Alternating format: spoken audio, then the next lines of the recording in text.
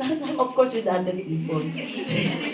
You learn how to deal with the government requirements. Learn how to deal with the government requirements. Which can be either easy or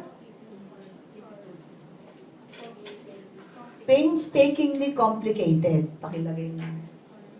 Now, why is it painstakingly complicated? Because, what? Yung disadvantages. They cannot categorize students, entrepreneurship students as they cannot categorize and recognize the legitimacy of students' businesses. Di ba? Di nila malaman kung saan kayo ilalagay. Sa advantages. And what else did they say? Sa BIR. These students are just clogging our system, computer system, because they know that these students will just liquidate their businesses after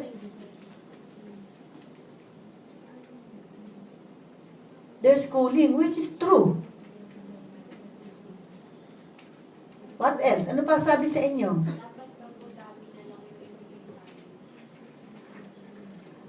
They even suggested that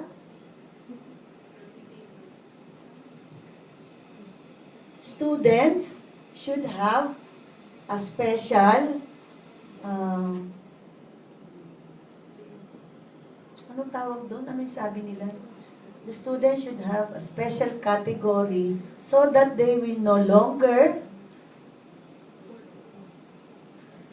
register their business in BIR.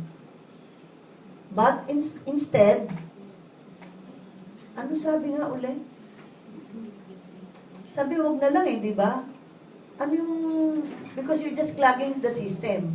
Kaya ayaw kayong pansinin. Yun na lang ilagay mo. That's just one of the comments. Ano pa sabi sa inyo?